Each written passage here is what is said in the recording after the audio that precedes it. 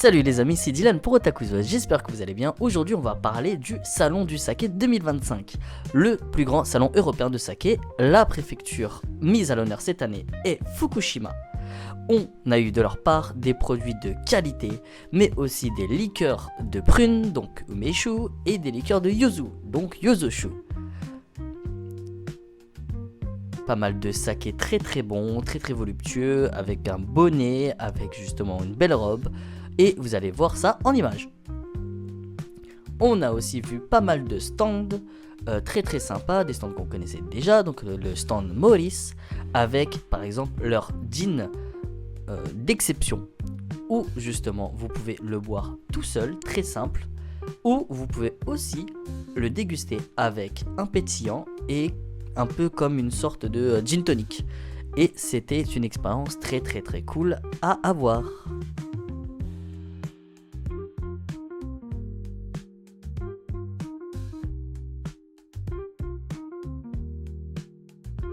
Là, vous pouvez le voir que je le goûte en mode un peu gin tonic. Bon, bien sûr, on m'entend pas parce que la salle était grande. Mais oui, en gin tonic avec un citron, c'était très frais, très voluptueux. Hey les amis, j'espère que vous allez bien. Ici Dylan pour Otaku's Voice, en compagnie, encore une fois, toujours la belle, la magnifique Mariam de l'atelier du saké. Mariam, comment tu vas? Écoute, super. Quand on fait des salons comme le salon du saké, je suis enchantée. Tout va bien. Tout va bien. Et du coup, pour l'atelier du saké, on a déjà travaillé avec eux. Vous avez le lien de la vidéo dans la description. Ton produit phare du coup pour l'atelier du saké. On ne change pas une équipe qui gagne, c'est le Mio. Le Mio Clear du coup. Le Mio Clear qui est le produit de Takara Shuzo, ma maison mère. Foodex, la société qui importe et qui distribue des produits alimentaires japonais, appartient à Takara Shuzo qui crée ce produit-là. Okay. Ils l'ont créé dans les années 2000 pour relancer le saké au Japon pour les jeunes. Et je peux vous dire que ça marche très très bien, et même en Europe aujourd'hui, c'est notre best-seller. C'est un saké pétillant, 5 degrés d'alcool.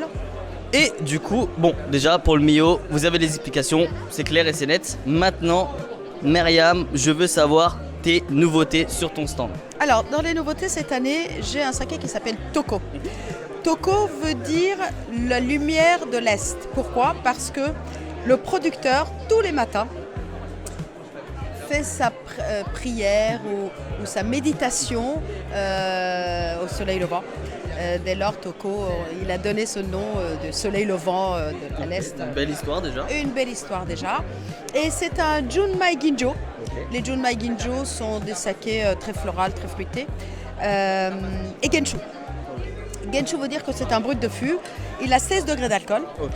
À la fin de la fermentation, lorsqu'on arrive à 16, on ne va pas le diluer avec de l'eau.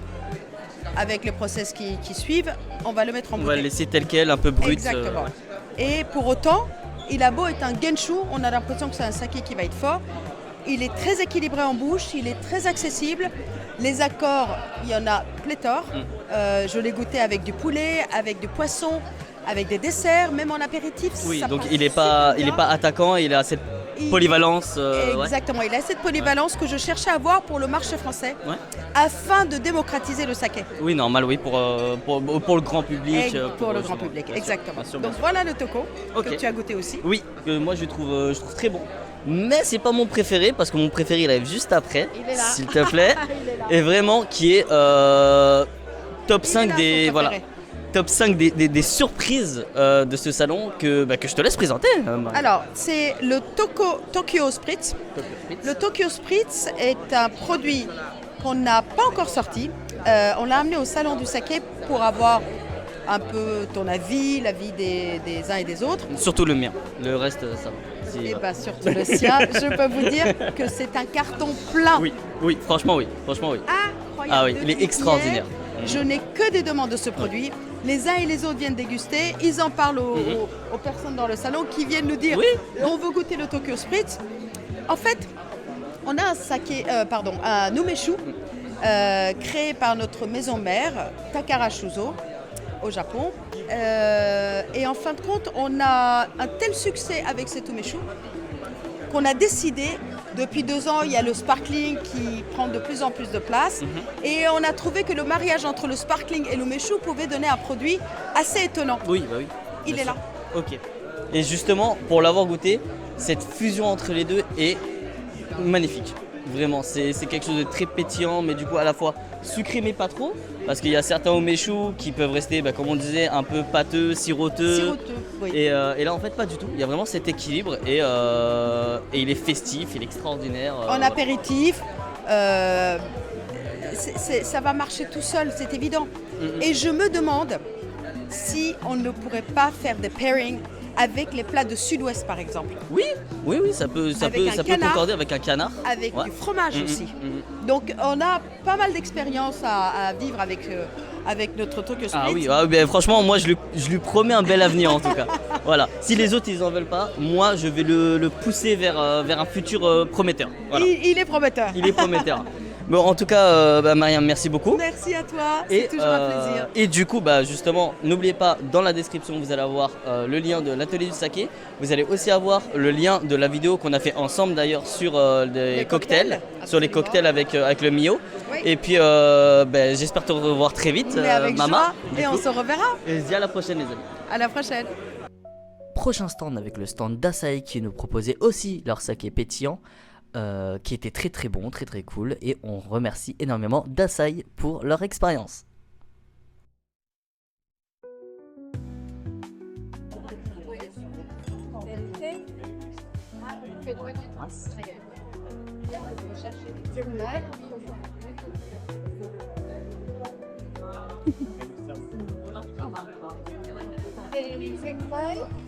Hop là.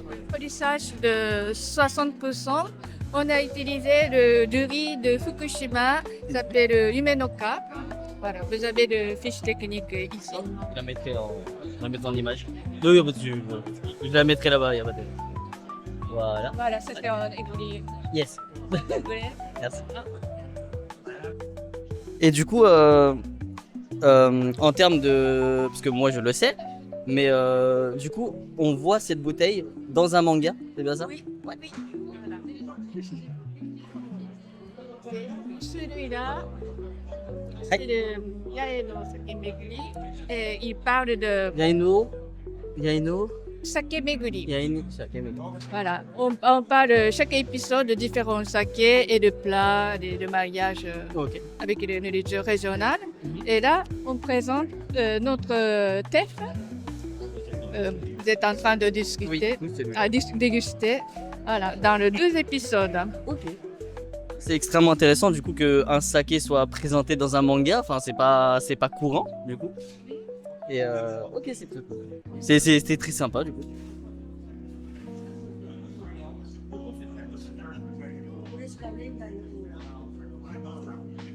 Ok. Ouais, il est très sympa, il est très léger, très boisé un peu. Il y a une certaine note de pas sauvage, mais très naturel. Oui. Ouais.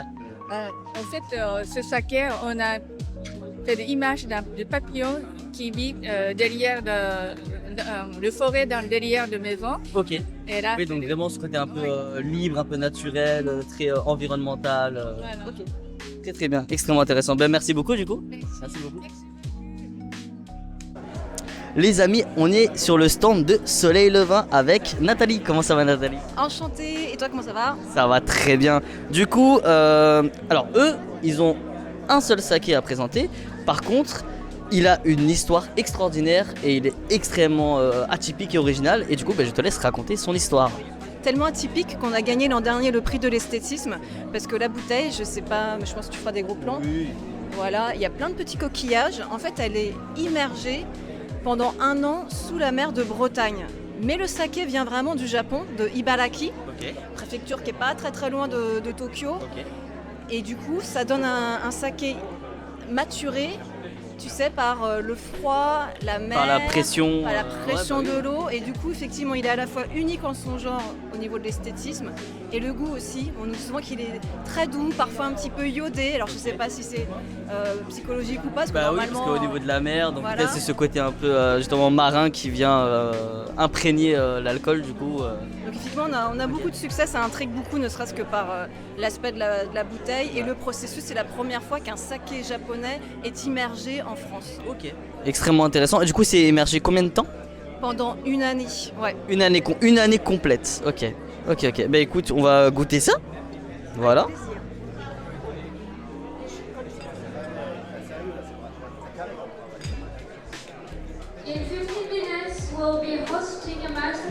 Il y a quelque chose là-haut là.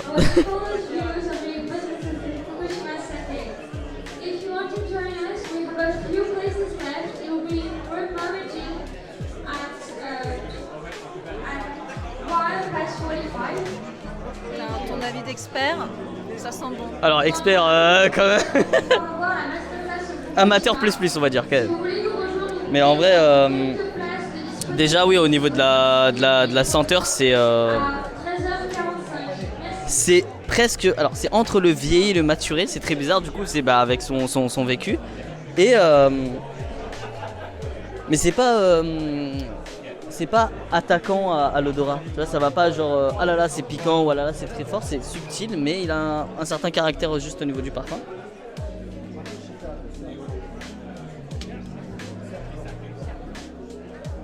Et au niveau de la bouche, pareil, il a cette force-là, mais pas trop écrasante. Pas comme un vieilli ou un maturé 1 an, 3 ans, 5 ans où ça va être très lourd en bouche. Non, c'est très subtil, très léger. Et il y a ce côté un peu iodé, justement, comme tu disais. Extrêmement intéressant. Alors, je sais pas si vous allez le voir à la caméra, mais c'est vrai que déjà au niveau de la couleur, c'est légèrement nacré. Ouais, c'est un peu doré. C'est ça. Ouais. C'est ça, c'est entre le nacre et le doré, donc déjà c'est intéressant au niveau du travail de l'alcool, donc comment il a subi cette pression de la mer et du coup cet embouteillement un peu spécial. Et même au goût, du coup il a sorti des goûts et des particularités en termes de palais un peu spéciales. Du coup il a sorti son aiguille de la botte de foin, du coup c'est extrêmement intéressant. Bon, en tout cas merci beaucoup à toi Nathalie. Plaisir. Et du coup Soleil le vin, attendez, je vais le logo et je la mettrai en mieux. Soleil le vin. Voilà. Et bye. Petit détour sur le stand de Choubi Select qui proposait du vrai matcha, un matcha d'un seul producteur, non mélangé, et ça donne une pureté à ce matcha qui était vraiment très très très très bon, délicieux, délicat.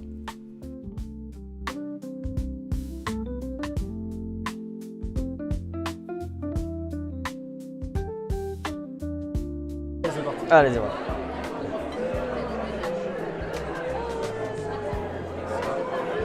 Donc pareil, en Guéhinteux.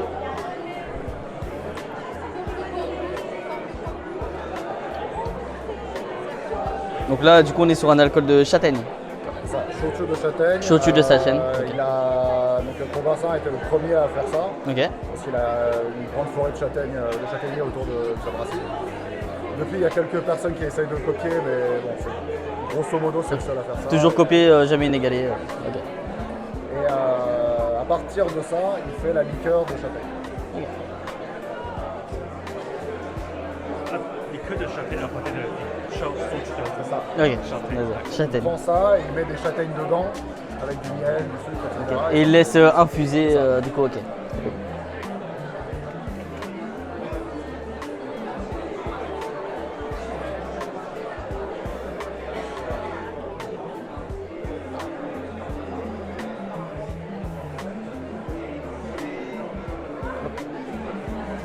toujours à 25. Ouais.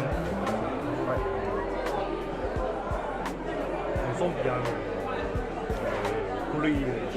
Ouais, là, par contre, ouais, il est puissant dedans, genre, il a bien l'infusé, ou on le sent extrêmement bien, quoi. Il est très, En même temps, très, il très est fort. pas entêtant non plus, quoi. C'est pas Oui, non, trop- c'est ça. Il n'est pas omniprésent non plus, Ouais, voilà. mais tu sens qu'il a sa présence, il est là et il se marie bien justement avec la force du shochu de base. Donc, Ouais. il y a un bon accord, quoi. C'est sympa.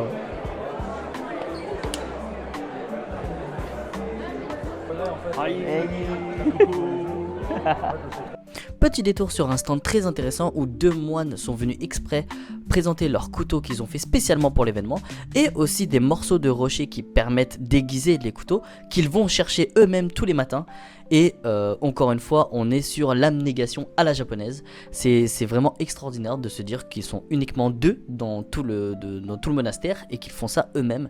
Et c'est un travail d'orfèvre. Et c'était vraiment extrêmement beau à voir.